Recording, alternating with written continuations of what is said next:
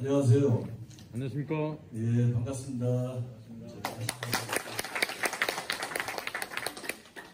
사실은 뭐 오늘 여러분들 교육에 저를 이야기하셔서 올까 말까 많이 고민했던 게, 저도 이제는 뭐 나이가 이제 어느 정도 되고 하다 보니까 연식이 되다 보니까 이제 이런 부분들을 안 하려고 하는데, 또 이제 또 세상이 요새 어렵다 보니까 그래도 조금이라도 좀 제가 또 하는 이야기가 조금이라도 좀 도움이 되면, 그래도 또 우리 조합 발전에 조금 다 약간이라도 득이 된다고 하면, 그래 내가 좀 한번 조금 역할을 할까 하고 고민하다가 지금 승낙을 하고 왔는데요. 참 세상 요새 그 코로나 때문에 쉽지 않잖아요. 정말 어렵죠. 너무너무 어렵고 앞으로 미래도 보이지도 않고, 정말 저도 요새 걱정되는 게, 여기 광안시협에서도 오셨지만은 금감원 검사 받느라고 고생도 많이 하신 것 같고, 2주간 저희도 한 2, 3년 전에 금감원 검사 받을 때 저도 고생 많이 했는데, 이제 앞으로 가면 갈수록 사실은 이제 그 조합이 수익이 생길 구멍이 없어져요. 난 그게 제일 사실 걱정이에요. 그 전에 우리가 무슨 이제 수수료들이 많았는데, 그런 수수료가 지금 사실은 과거처럼 그런 수수료가 이제 다 없어지는 세상이 돼가니까, 이제는 거기다가 저금리에 수익을 낼 방법이 정말 이게 가능할까? 이렇게 해서 운영이 될까 하는 정말 두려움이 많아요. 저희가 지금 점포가 3개인데 점포를 하나를 줄여야 되나 생각도 저희는 하고 있어요. 지금 자산은 요새는 약간 수십만 어느 정도 하면, 저기 금리만 어느 정도 맞춰주면은 예금은 들어오는 세상이기 때문에, 저희가 지금 본점 건물 현재 옛날에 중앙에 지금 여기 교수님하고도 인연이, 그 전산센터에 계실 때 이제 저하고도 인연이 있었는데, 저희 건물 지금 중앙에 옛날에 지역본부 건물 자리에 저희가 세를 들어있는데, 건너편에 저희가 한 땅을 하나 좀 사서 내년에 이제 건물을 질 건데, 지면서 저희가 지금 파장동에 있는 점포를 없애버리고 2개로 가져가면서 거기다가 콜센터를 하나 좀 제대로 만들어서 직원들은 그대로 콜센터에서 근무하게 하면서 자연스럽게 퇴사하는 직원들은 더 충당 안 하는 식으로 해볼까도 지금 생각할 정도로, 이 이익이 안 나면 안 날수록 직원들의 인건비 부분은 아마 엄청난 감당하기 어려운 상황이 올 수도 있기 때문에 이제 그런 생각을 하고 있고요. 그 다음에 저희 조합은 지금은 한 5,600억 정도 자산을 갖고 있지만, 제가 책임자 할 때 2001년도에 저희 조합의 자산은 한 160억 정도의 재무 개선 조합이었고요. 그래서 저는 여기서 이제 보면 농촌 조합도 있을 거고, 도시 조합도 있을 거고, 규모가 큰 조합도 있고, 규모가 작은 조합도 다양하게 있을 텐데, 전 재무 개선 조합도 있어 봤고, 또 재무 개선 조합에 오기 전에 제가 맨 처음에 신협을 시작한 게 축산 신협이라고 단체 신협에서도 근무해봤기 때문에, 그 신협이 문을 닫았어요. 입사한 지 얼마 많이 되지 않아서 문을 닫으면서 굉장히 뭐 여러 가지 어려움, 뭐 이사장 구속돼, 뭐 실무책임자 구속돼, 제가 왔던 장안신협도 같이 연결돼서 장안신협도 문을 닫을 뻔했던 그런 상황도 있으면서, 그런 폭풍 같은 경랑의 시절에 제가 이제 신협 생활을 하면서 나름대로 저는 뭐 작은 신협과 재무개선 조합과 어려운 상황도 겪어봤기 때문에, 뭐 지금 현재 저희 조합의 이야기만 하는 것이 아니라 각자의 다 생각이 다르잖아요. 그렇지만 또 작은 조합 시절에 또 어떻게 또 끌어왔는지가 또 도움이 될까 생각해서 아마 저를 부른 것도 같다는 생각도 하고 있습니다. 제가 이제 이런 뭐 무거운 얘기 하기 전에 제가 이런 얘기 할게요. 참 세상 살기가 얼마나 웃기냐면, 작년에 제가 한 9월달인가 8월달인가 그 강원지역 본부장을 했던 박승경 씨가 소주를 한잔 하자 그래갖고, 화서신협의 이한일 전무하고 의왕신협의 박세홍 이사장, 그분들도 다 실책 얼마 전까지 하시던 분이에요. 그 다음에 수지신협의 이기찬 이사장하고 4사람이 같이 강원도로 가고 있었어요. 가고 있는데 갑자기 그 화서신협의 그 김한우 부장이라는 사람한테 그 이한일 전무한테 전화가 온 거예요. 그래서 전화를 받는데 갑자기 이한일 전무 얼굴이 이렇게 어둡더라고. 얼굴 색깔이 약간 창백해져요. 보니까 그 다인건설하고 관계된 대구에 있는 대출 하나가 나간 게 연체가 될 수밖에 없을 거라고 이제 전화가 온 거예요. 그러면서 그 대출이 한 30억을 나가는 건데, 그러면서 딱 그 얘기를 하면서 갑자기 얼굴이 낯쓰게 되는데 저희가 더 긴장을 하고 의왕 박세용 이사장, 수직 이사장도 다 놀란 거예요. 왜냐하면 4개 조합은 서로가 같이 공동대출을 많이 하다 보니까 화서가 30억 걸렸으니까 이거 틀림없이 우리도 나갈 거고 저희 장안시력도 틀림없이 50억 100% 나갔을 거라고 생각한 거예요. 화서가 한 2천, 작년에는 한 2천억 정도 하고 있었으니까 우리가 작년에도 5천억이었는데 화서가 30억 나갔으면 50억 나갔을 거 아닙니까? 얼마나 놀랬겠어요. 그래서 바로 저는 그 이야기 듣자마자 그 승용차 안에서 전화를 했어요. 저희 이건 부장한테, 저희 여신 담당한테 전화를 해서 야 우리 노래 보고 안 했고 화서는 지금 심각하다고 하는데 어떤 일이냐 그러니까 저희도 연체가 될 것 같아서 이제 하는데 하면서 대신 SPS로 나갔으니까 이자는 그동안은 다행히 잘못돼도 냈다고는 했는데 이번엔 아무래도 힘들 것 같습니다 하는데 이제 제일 중요한 말 저는 당연히 50억 나갈 줄 알았는데 10억만 나갔더라고요 저희가. 근데 제가 갑자기 평소 같으면 10억만 연체돼도 그냥 흥분이 되고 막 솔직하게 되고 좀 불안한데 아니 화서가 30억 나가고 저희가 10억 나갔다는 말 들으니까 갑자기 이거 부자한테 전화 받는데 갑자기 기쁜 거예요. 아니 진짜로 10억 나간 거 맞으니까 10억 나갔답니다. 근데 이제 옆에 있던 박세웅 이사장도 급하니까 정영상 상무한테 이제 의왕도 전화했는데 거기는 안 나갔다는 거예요. 그러니 저기 의왕신협의 이사장은 얼굴이 그냥 화색이 확 돌고 있고 그래서 제가 느낀 게 참 그래 기준을 어디다 잡냐에 따라서 우리가 기쁠 수도 있고 슬플 수도 있다는 생각을 해본 거예요. 제가 이 얘기 드리는 게 자 우리가 사실 지금 잘 나가는 신협이 잘 나간다고 항상 좋을 것도 아니고 못 나간다고 항상 못 나가는 것도 아닙니다. 그러니까 지금 우리가 뭐 사기당한 사람들한테 위로해주는 방법 중에서 제일 큰 위로는 3억 당한 사람한테 연예인들이 그런 얘기 많이 하잖아요. 야 쟤는 10억 당했대, 쟤는 8억 당했대 하면은 3억 당한 사람이 그래야 위로받지. 너 힘들겠다 어떻게 견디니 그 위로 절대 안 됩니다. 그게 인간의 심리니까. 근데 우리 안에도 여기서 제가 이런 얘기를 드리는 이유가 성장을 하고 열심히 노력하고 하는 조합들이 있으면 사실은 이웃 조합들이 볼 때는 사실 가만히 있는데 그 열심히 하는 조합이 있으면 이사장들이나 예를 들어서 아니면은 뭐 다른 임원들이 야 저긴 저렇게 잘하는데 니네 뭐 하는 거야?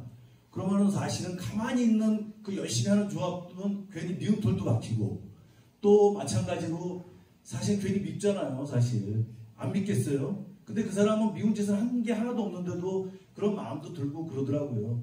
그러니까 살아가면서 이렇게 보다 보니까 그냥 30억짜리 정말 연체됐고 우리는 10억만 됐다고 할 때 갑자기 얼굴에 화색이 도는 것처럼 그냥 그렇게 한심한 인간들이 같이 사는 거잖아요. 그래서 제가 이제 드리는 말씀이 자 분노하지 말고 화내지 말고 제가 지금 이야기할 때도 과거에는 저희 조합이 정말 문을 닫을 뻔했던 조합이 있었고 좀 문 닫는 신협에도 있었지만 제가 이런 얘기 저런 얘기 하다 보면 듣는 사람에 따라서는 니네 조합 잘났다 너 잘난 체 하러 왔냐 할 수도 있어요. 근데 제가 지금 드리는 말씀은 전 그런 것도 겪어보고 저런 것도 겪어봤기 때문에 제가 여기서 이야기하고자 하는 것은 어찌됐든 이런 과정을 통해서 이렇게 만들었던 과정들이니까 여기서 도움되는 것만 받아가시고 정말로 못마땅하면 못마땅한 대로 받으시면 돼요.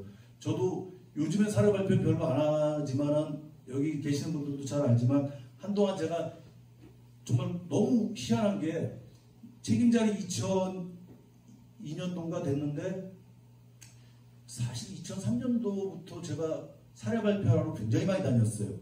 조합도 한 300억짜리 정도 그 당시에 조합이고 아직도 재무개선에 벗어나지도 못했는데 그 당시만 해도 제가 좀 하는 것들이 약간 좀 볼 때는 중앙에서 볼 때 좀 혁신적이었다고 생각을 했는지 굉장히 많이 저를 보내주고 우리 조합 전합도 많이 왔는데 그때 당시에 제 기억이 하나 딱 새롭게 나는 게 하나 공주신협에서 이사장님들이 저희 조합을 이제 방문해서 이제 사례에 대한 이야기를 했는데 저희가 그때 아마 200 몇십억이었을 거예요. 근데 공주신협 이사장님이 이제 쉬는 시간에 잠깐 조합에 저희 객장에서 저한테 살짝 이렇게 오시더만 이사장님이 공주신협에서 혹시 오신 분 계시나요? 공주신협은 안 계시나요? 근데 그 이사장님이 학교 교장 선생님 출신이었다고 하시는데 이제 좀 가짜났나 보죠. 저한테 그러더라고요. 저기 장안 자산 얼마야? 그래서 내가 280억인가 하니까 우리 430억이야. 이사장님이 딱 그러시더라고요. 그래서 내가 그러세요 이사장님? 저희는 아직 좀 규모가 작은데 제가 이렇게 이런 얘기 해도 되는지 모르겠습니다. 괜찮아. 우리 430억이야. 그러시더라고요. 그러니까 이게 서로 생각의 차이와 이런 것이 굉장히 크다는 얘기를 자꾸 강조하는 거예요. 어떤 날은 또 이런 실수도 있었어요. 그 감사님들 대상으로 비상인 감사님들 대상으로 제가 사례 발표를 하는데, 제가 저기 의왕을 넘어가다 보면, 수원에서 의왕 넘어가다 보면 대우자동차 판매소가 있는데, 꽤 오래된 얘기지만 대우가 그때 이제 문 닫고 할 때 시점인데요. 문 닫기 일보 직전인데, 세상에 간판이 아무 자동차 보통 대리점들이 간판들이 다 깔끔하고 하는데 간판이 정말 녹이 다 쓸고 엉망진창인 거예요. 그래서 제가 그 사진을 찍어서 이런 식의 이렇게 영업을 하니까 대우가 이렇게 문을 닫을 수밖에 없는 상황도 생기는 것 같다고 했는데, 제가 나중에 이제 들은 얘기예요. 중앙에 있던 장효성 지금은 감사님인데 장 감사가 나중에 이야기하더라고요. 그날 장 감사도 이제 중앙에 다른 것 때문에 강의를 했는데 저녁 자리에 저는 없었고 장 감사가 있었는데, 그날 대우자동차 조합에서도 감사님들이 오신 거예요. 그러니까 그분들이 사실 얼마나 상처를 받았겠어요. 그래서 제가 사실 이런 얘기를 강조하는 게, 자, 저희 조합 지금은 굉장히 좋아요. 근데 저희 2008년부터 서울 지역의 아파트가 우르르 떨어지고 난리 날 때 저희도 연체율이 13.5%까지, 고정이 13.5%까지도 갔었어요.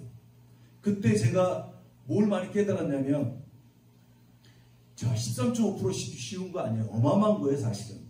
그 당시에 저희 그냥 이게 한번 꼬이니까 뭐 인간건설 무너져, 현진 무너져, 쌍용 무너져, 뭐 그냥 하루아침이 지나면 뭐 우리가 거래하던 건설사들은 다 잘못되는 거예요. 벽산 망가져. 여기 저희하고 벽산 한 조합들도 많을 거야 아마. 왜냐면 80개 이상 했으니까. 근데 그런 상황에서 저희가 이제 그렇게 되니까 저도 당연히 어디 가서 무슨 사례 발표겠습니까? 항상 저도 이제 강의를 들으러 이제 어디 교육장 가면 뒷자리에 항상 앉아 있었죠. 앉아 있는데 어느 날 문화신협의 고영철 지금 이사장 되신 분이 사례 발표를 하러 온 거예요. 경기도 인천 책임자들 상대로. 저도 이제 맨 뒷자리에서 이제 이야기를 듣고 있는데, 옆에서 이제 그분이 비행기에서 내리는데, 광주에서 기풍공항 내리는데 보다 보니까, 야, 서울에 이렇게 아파트가 많아. 야, 이렇게 완전히 그냥 노다지다. 대출 시장이 이렇게 널려 있다. 근데 뒤에 계시던 그 다른 책임자 몇 분이 이런 얘기를 하더라고요. 미친 새끼. 니네 광주에는 자 아파트가 없냐? 그리고 니네는 시골 동네니까 니네는 경쟁이 별로 없지. 우리 서울이나 경기도에는 우리는 은행들도 많고 얼마나 치열한 줄 알아? 너는 그 여건 생각 안 하고 여기 아파트 많은 건 말하냐? 라는 이야기를 딱 하시는데, 제가 정말 어디 가든지 말 조심해야 되겠다. 정말 정답 없다. 라고 생각해서 이런 말씀을 드리는 거는 핵심이 있어요. 뭐냐면 우리가 조합을 발전시켜야 되고 우리가 해야 되는 여러분들이 그런 쪽에다가 예를 들어서 포커스를 가지면 조합은 절대로 발전할 수 없습니다.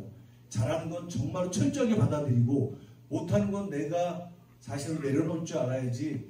여러분들 자리는 저도 책임자 계속 해왔지만 여러분 자리가 세상을 바꿀 수도 있고 여러분의 같이 있는 직원들의 운명을 결정할 수 있는 사람이에요.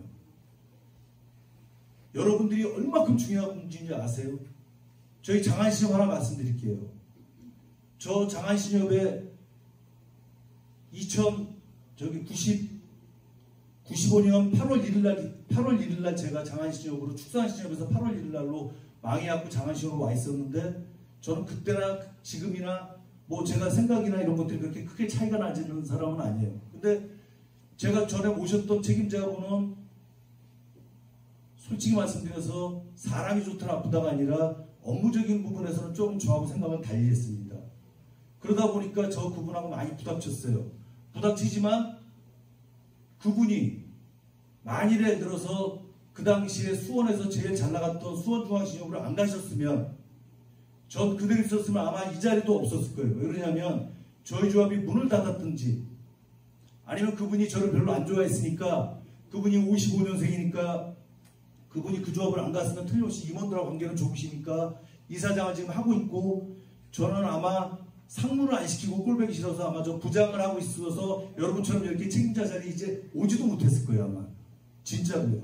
근데 그분이 어느 순간에 갑자기 성당을 열심히 다니셨는데 수원중앙에 책임자로 계셨던 분이 당뇨가 있어서 눈이 좀 어두워지면서 결제를 못할 정도 상황이 되니까 거기에 수원중앙회 이사장으로 하시던 분이 병원장을 하셨던 분인데 저희 책임자하고 성당에서 굉장히 친했던 분이에요. 그러니까 야, 너 우리 조합에 올래? 어쩌고 하니까 장안신협은 재무개선 조합이고 수원중앙이라는 신협은 그 당시에 저희가 150억 할 때 한 540억 하고 적립금이 그 당시에 한 35억 정도 있는 아주 건실한 신협이었어요. 그러니 그쪽 조합으로 가겠다고 생각을 하셨겠죠. 그래서 그분이 간바람에 제가 책임자가 돼서 사실은 이런 기회를 갖고 여기까지 왔는데 만약에 제가 말씀드린 것처럼 그분이 진짜로 안 가셨으면요. 그때 그런 일이 없었으면 전 진짜로 장안신협에 있을긴 있었을 거예요. 뭐 갈 데 없으니까 끝까지 어떻게든 남으려고 노력했겠죠. 그러면 저는 지금 이 자리도 못 있고 부장 정도 역할로 만년, 정년 1년 정도 남겨둔 사람으로 아마 마무리돼 있을 거라는 생각도 합니다. 그래서 제가 말씀드리는 게 책임을 가졌다는 여러분들이 어떤 역할을 하냐에 따라서 조합은 환경은 다르겠지만 여러분들의 역할에 따라서는 세상을 바꿀 수도 있다는 것만큼은 틀림없는 사실 같아요. 그렇기 때문에 여러분들이 자 이사장과의 관계도 중요하죠. 틀림없이. 그러나 책임자들은 그래도 말단 직원하고 달리 여러분들의 의사결정과 여러분들의 어떤 노력에 따라서는 세상을 바꿀 수 있는 분명하게 자격은 있으니까 그런 부분에서 한 번 더 생각해 주길 바라서 제가 이런 얘기 저런 얘기 지금 드리고 있는 겁니다. 제일 중요해요, 여러분들이. 정말. 왜? 자, 여기 혹시 강원도에서 오신 분 한번 손 좀 들어주실래요? 혹시 관동신협에서 오신 분 계세요? 혹시 관동신협? 안 계세요? 제가 며칠 전에 그 강원도를 한번 갔어요. 자, 계셔도 제가 사실은 뭐 싸가지 없다고 욕을 먹어도 말하고 싶었는데 제가 그 홈플러스에 강원도에 있는 홈플러스를 담보로 대출을 내보냈는데 그것 때문에 한번 점검차 제가 갔다가 저는 사실 걷는 걸 굉장히 좀 좋아하는 편인데 이렇게 홈플러스로 해서 시장 구경도 하고 어차피 보러 갔으니까 이게 주변도 볼 겸 걷다 보니까 신협이 하나 보이더라고요. 근데 위치가 좀 별로 안 좋아. 그래서 야 저기도 신협도 위치를 좀 바꿔야 되겠다고 생각했는데 그게 관동신협은 딱 관동신협이더라고요. 근데 보는데 너무 화가 난 게 간판이 10년 전, 15년 전에 정말 우리가 그런 사인을 지금도 갖고 있나? 그런 간판을 하고 있는 거예요, 정말. 속에서 그냥 물어뜯기 확 올라오더라고요. 근데 그 자리가 제가 이제 좀 한참 보니까 절대로 나쁜 자리가 아니야. 뭐냐면 그 홈플러스 쪽에 시장하고 여기하고 보니까 차는 못 다니는데 다리가 하나 있어요. 사람만 다니는 다리인데 생각보다 연세가 되신 분들이 시장 다니면서 굉장히 많이 왕래하는 다리예요. 그러면은 얼마든지 그 다리로 지나가면서 딱 자리에서 내 다리에서 이렇게 나오자마자 바로 정면으로 보이는 게 관동신협이더라고요. 근데 그 책임자가 그 간판 하나만 겉에 조금만 더 신경 쓰면 거기다가 예를 들어서 자산 100조 돌파 당연하잖아요. 자기 조합을 예를 들어서 1000억짜리면 1000억 돌파라고 쓸 겁니까? 신협 전체 자산 100조 돌파라고 쓰는 거예요. 근데 그렇게 좀 하고 1인당 5천만 원까지 이익은 뭐 공제라도 뭐 하나 잘했으면은 공제 전국 뭐 강원도 1등 그렇게 붙여놓고 간판 깔끔하게 해놓으면 예금 하나라도 좀 더 싼 금리 하나라도 더 안 들어올까요? 저희 조합이 초창기에 시작할 때 제가 첫 번째 한 게 그 당시에 노무현 대통령이 2004년도인가에 대한민국 그 당시 경제성장률이 4.6%인가 몇 프로 됐는데 작은 조합이니까 성장하기 쉽잖아요. 예를 들어서 160억에서 예를 들어서 200억 올라가면 뭐 그냥 뭐 한 30, 40% 그냥 성장된 거잖아요. 그때 현수막을 어떻게 붙였냐면 저는 자 대한민국 경제성장률 4.6%, 장안시험 성장률 43% 이렇게 붙여놨어요. 그러니까 어떤 선생님이 우리 박선옥 부장이라고 그 가르쳤던 선생님이 뭐 대출 때문에 들어왔다 자기 깜짝 놀랐다고. 야 대한민국 성장률이 4.6인데 장안시험 성장률 40%라고 친 거 보니까 참 정말 눈에 쏙쏙 들어온다고. 저희 동네에 있는 새마을금고가 굉장히 잘 나갔던 새마을금고인데 그 새마을금고가 어저께 아침에 딱 보니까 제가 아침에 출근하면서 딱 보니까 자산한 7천억 돌파하고 특판 1.8에서 1.9라고 붙여놨더라고요. 근데 그 새마을금고가 굉장히 잘 나가는 새마을금고예요. 근데 거기는 점포가 지금 9개예요. 10개에서 하나 줄였더라고. 우리가 자산 160억 할 때 그 새마을금고가 자산이 3천억이었어요. 대한민국에서 세 손가락 안에 드는 신협이었어요. 그 수원에 있는 여러 신협을 합병해갖고 그래서 이름도 수원 새마을금고예요. 거기가. 근데 이번에 보니까 7천억이 넘었는데 제가 한 2년 전인가 3년 전인가 거기가 어느 옛날에 선배들이 잘 만들어놨는데 다행히 이웃 경쟁자가 감사하게 좀 이렇게 좀 공격적으로 안 하더라고요. 근데 어느 아침에 딱 출근하는데 현수막이 이상해. 내가 평소에 보던 현수막이 아니야. 그래서 우리 이건 부장한테 제가 그랬어요. 야, 아무리 봐도 나 저기 새마을금고에 뭔가 누군가 바뀐 것 같다. 좀 너 좀 알아봐라. 역시 그 전무님이 나가고 다른 분이 그 밑에 있던 사람이 앉았더라고요. 그러면서 약간 좀 공격적으로 바뀌더라고요.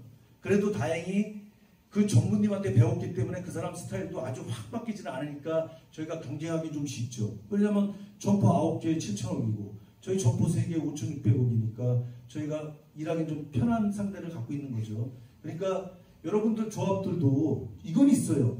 내가 아무리 노력해도 이웃이 강자를 만나면 만만치 않잖아요. 내가 식당을 아무리 맛있게 해도 더 맛있게 하는 사람이 오면 쉽지 않은 거니까 세상은 무자르듯이 딱딱딱 되는 건 하나도 없지만 그래도 우리 옆에 경쟁자가 들어서면 들어설수록 우리도 긴장을 하니까 그거는 마이너스는 아니라는 생각은 들어요.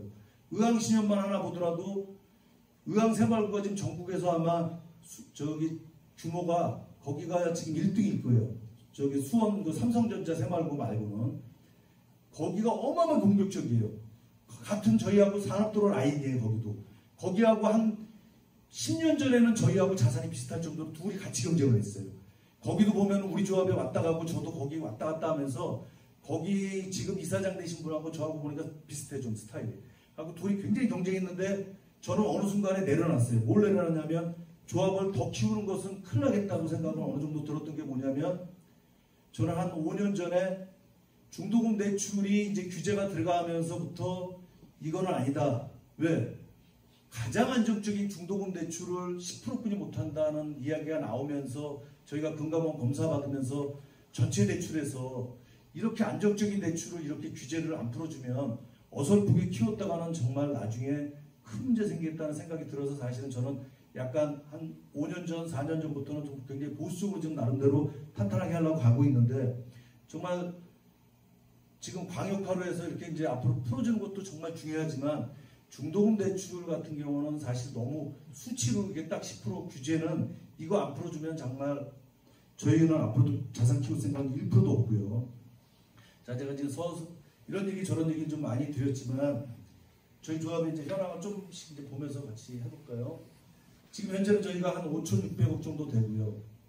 그 다음에 출자금이 전체 259억인데 지금 여기 광안신협 부장님 계시죠? 상무님 지금 안 계시나요 여기? 네, 계시죠? 지금 광안이 출자가 한 750억 정도 되죠? 네. 자, 근데 이 부분도 이제 조합마다 제가 이제 하나씩 하면서 이야기 드리는 거예요. 출자금을 당연히 저희 조합이 160억일 때는 출자가 7억분이 없고 지금도 규모가 작은 조합은 출자를 늘리기 위해서 굉장히 노력하셔야 돼요. 그래야지 일단은 대출 한도가 늘어나니까. 근데 규모가 큰 조합이나 재무구조가 좋은 조합은 제가 분명히 말씀드리지만 출자를 늘리는 것은 이중부담이죠. 첫 번째, 출자는 단기 순이익 낸 다음에 거기다가 그거 갖고 배당을 해주니까 우리가 실질적으로 조합원한테 2.5% 줬다면은 비용 계산하면 얼마입니까? 거의 3% 다 되는 거예요. 거기다가 출자금이 임원들이 많으면 출자 배당에 대한 압박 굉장히 많은 겁니다. 제가 보니까 부산 쪽들 보면 출자 배당들 보면 상당히 높은데 저희는 지금 출자금이 이 정도 되고 단기 수익도 많이 나는데도 불구하고 저희는 올해 지금 배당 예상은 한 2% 정도 그 다음에 이자를 보일까 말까 고민하고요. 수원 지역에서도 저희가 제일 배당을 낮게 줍니다. 자, 왜? 저는 전략을 어떻게 꾸몄냐면 처음에는 출자를 늘리라고 애를 썼는데 어느 정도 일정 궤도가 됐을 때부터는 출자를 안 늘리는 전략을 쓰고 한 사람이 많은 거를 많게 안 하고 가능하면 100만원 단위, 200만원 단위 소액으로 만들려고 굉장히 노력하는데 그건 제가 옛날에 상처를 받았으니까. 왜? 장안시험은 92년도에 생겨서 저기 2004년도까지 배당을 못했으니까 12년간 배당을 못했잖아요. 12년간 배당을 못했을 때 출자가 있는 조합원들이 얼마나 많이 정말 그 영향을 받았다는 걸 제가 알기 때문에 나중에 어려울 걸 대비해서라도 출자를 함부로 올리면 안 되고 그 다음에 출자는 임원들하고 굉장히 갈등이 많았어요. 우리 이사들이나 우리 이사장님만 하더라도 출자 배당을 이렇게 이익 많이 나는데 옆에 서수원 신협은 예를 들어서 뭐 5% 주는데 왜 우리는 3%냐 이건 말도 안 된다. 그리고 본인들도 자기들이 출자 1억 한 조합이 조금 어느 정도 가면서부터요. 2004년 첫 배당하고 나서부터는 배당을 많이 주기를 원해서 제 나름대로는 모든 제가 버는 돈은 저는 부동산 투자나 이런 것도 하나도 한 적도 없고 정말 말 그대로 신협에만 출자만 놓았어요. 그러니까 어느 순간에 한 4년 지나니까 제 출자가 저기 우리 조합에서 제일 많은 사람이 됐어요. 그 제가 출자가 제일 많으니까 우리 임원들하고 내가 이사회에서 싸웠죠. 내가 출자가 제일 많습니다. 지금이야 워낙에 이제 저금리지만 뭐 8% 9% 줄 때도 여기서 한 푼이라도 적립 안 하면 나중에 우리 다 죽습니다. 자, 제가 제일 많은데도 제가 이야기 하는 이유는 적립을 안 하면 저는 망한 시절이 있어봤기 때문에 알지만 적립을 안 하는 신협은 정말로 나중에 한 방에 갑니다. 하면서 저희가 사실은 적립을 위해서 싸워왔고요. 그래서 사실은 짧은 시간에 역사는 92년에 생겼지만 첫 배당을 2004년에 했는 거 치고 지금 현재 보면은 저희가 지금 적립금이 지금 잉여금 하면 337억이고 현재 지금 단기 수익이 하면 거의 이익잉여금이 400억이 다 돼요. 작은 돈은 아닙니다. 제가 알기로는 전국에서 저희 조합 뭐 이렇게 보면 한 두 번째, 세 번째 뭐 이 정도 될 겁니다.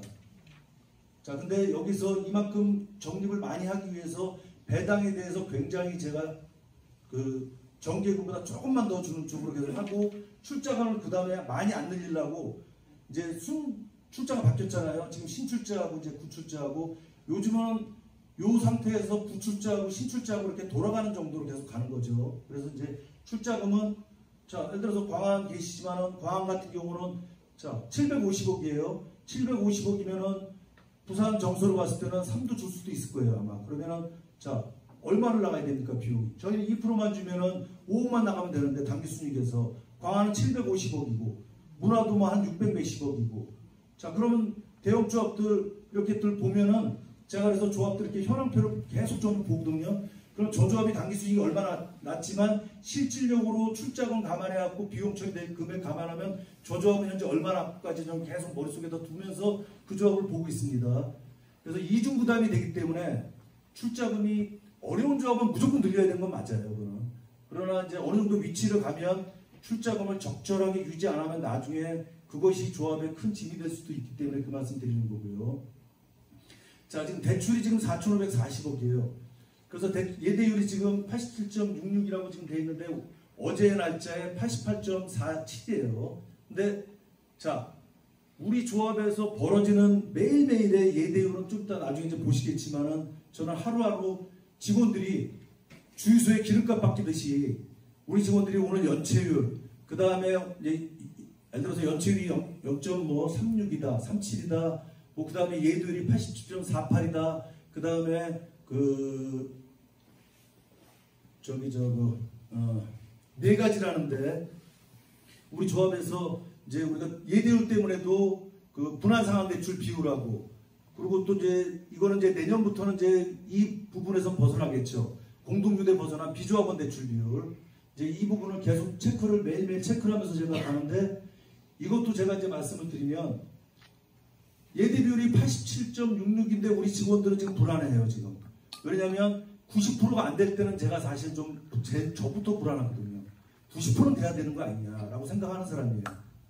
근데 우리가 이런 수익을 낼 수 있는 결정적인 요인이 뭐냐면 저희가 2004년부터 정말로 어제까지 저희 조합은 한번 예대율이라는 게 어떤 날은 60%가 됐다가 어떤 때는 84%가 됐다가 아니라 거의 80% 미만은 평생에 떨어져 본 적이 없을 정도로 유지가 오니까 단기 수익이 계속 잘 나는 거예요. 저희는 갑자기 뭐 60%가 됐다가 90%가 됐다가 그런 적이 없어요. 왜? 매일매일 체크를 하니까. 대표적으로 저희가 하나 말씀드릴게요. 저희 조합이 중도금 대출 비율이 46.5%까지 올라간 적이 있어요. 중도금 대출 비율이. 근데 자 바뀌었죠? 10% 이상 못하게 됐죠? 그러면 저희가 작년도에 저희 조합의 대출 상환이 얼마나 많이 됐을까 한번 생각을 한번 해보셔요. 재작년하고 작년하고. 상환은 되는데 중도금은 더 못 내보내. 전체 대출의 거의 반이 중도금이야. 그러면 남들은 어떻게 볼지 모르지만 우리 직원들이 지금 88자를 찍은 게 왜 찍었냐면 중도금 대출 상환을 중도금으로 못 가니까 결과적으로는 새로운 대출을 찾아서 이걸 맺고 갔기 때문에 이렇게 됐지 작년만 하더라도 90%는 계속 가야 되고 92도 가야 되고 이렇게 하죠. 근데 이제 이런 부분들의 관리가 이제 중요하다는 부분을 말씀드리고요. 제가 이제 연체율은 이거 누구도 큰 소리 칠 수 없어요. 왜? 전 13.5를 가보면서 전 너무 느꼈어요. 자, 한번 무너지면 우르르 무너질 수 있다는 건 저는 알고 있죠. 그래서 지금 현재 상태만 0.4고, 근데 또 이제 이것도 좀 하나 좀 말씀드리면, 저희가 기본적으로는 대출이 여태까지 역사상 저희 조합은 연체가 그렇게 올라간 적은 없어요. 그리고 그 당시에 건설사가 우르르 무너져서 중도금 대출이나 공동대출에서 집단으로 해서 나갔던 대출이 건설사가 우르르 무너져서 그때 13.5% 올라갔지, 평소에도 거의 제가 책임자 하면서는 거의 연체율이 2를 넘어가는 적은 거의 없었던 것 중에 제일 큰 요인이 하나 내가 말씀드릴게요. 연체율이 가장 적었던 요인 중에 하나가 뭐냐면, 자, 여러분들 혹시 서장훈 씨 아시죠? 네. 예, 서장훈이 그 성격 좀 고약하죠. 그리고 굉장히 깔끔하다는 얘기 많이 듣죠. 여러분, 그 깔끔한 사람들이 기본적으로 누구한테 돈 갚아야 될 거 안 갚고 그냥 자유 올까요? 절대 안 와요. 저는 지금도 오늘도 아침에 계속 제가 강조하는 게 뭐냐면, 나대지도, 그 다음에 미분양 아파트도, 미분양 오피스텔도 현장 나가면, 공장을 나가면 그 안에 경비실부터 그 건물이 나대지라도 쓰레기가 막 너절하게 널려 있고, 저기 막 그냥 남들이 와서 그 저기 자기 땅에다가 막 이것저것 갖다가 뭐 해놓고, 컨테이너 박스가 어지럽혀져 있고, 공사가 미분양 아파트도 나갈 건데 가서 보면은 마무리해서 그 앞에 있는 보도블록이 막 여기저기 흩어져 있고 하는 데는 하지 말라고 그래요. 왜? 시행사 사장이 됐든 개인 대출이 됐든 기본적으로는요, 사람은 감각관념을 갖고 있는 사람은요, 성격상 절대로 남의 돈 갚을 날 그거 안 갖고는 잠이 안 오거든요. 그러니까 서장훈 같은 사람들한테 대출 내보내서는 문제가 안 생기는 것처럼, 우리가 그래도 볼 수 있는 거는 절대로 하나 둘 셋 넷 다섯 가서 다 본다고 해서 다 해결되는 건 없지만, 깔끔하냐 안 깔끔하냐.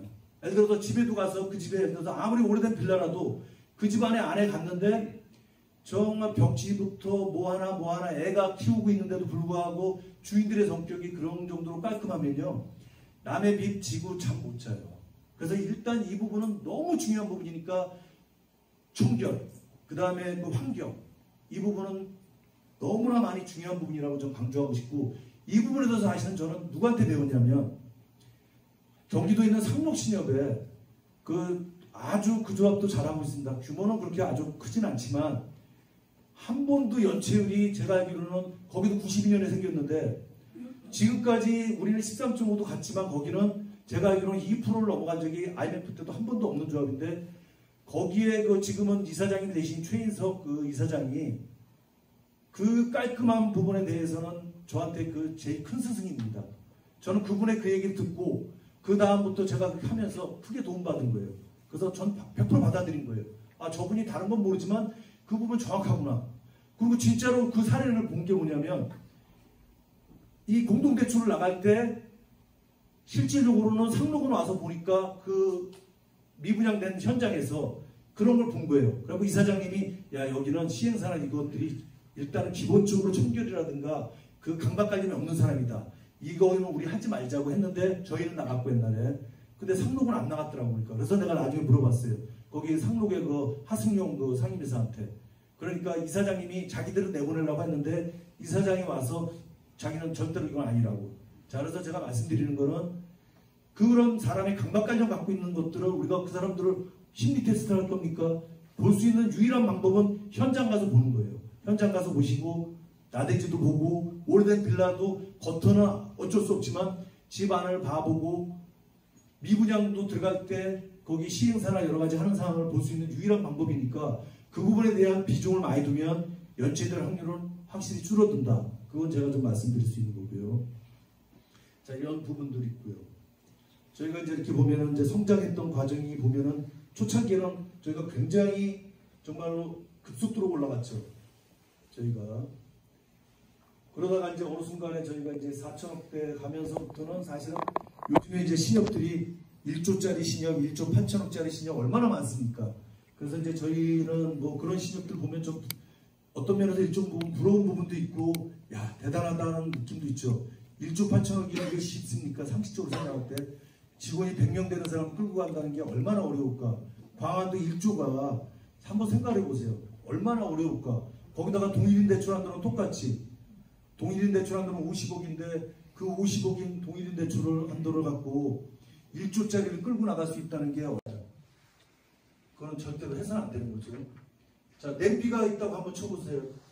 자, 우리 여기 지금 45분이시라고 하니까 45개의 냄비가 있는데 뭐 예를 들어서 초문 신협이 있다면 초문은 라면을 200개 끓일 정도 되는 2조 자산을 가진 초문도 있고 200억까지면은 뭐 라면 하나 끓일 수 있는 뭐 냄비를 갖고 있는 신협도 있겠지만 그 안에 물은 다 담아져 있는 게 수신으로 한번 보자고요.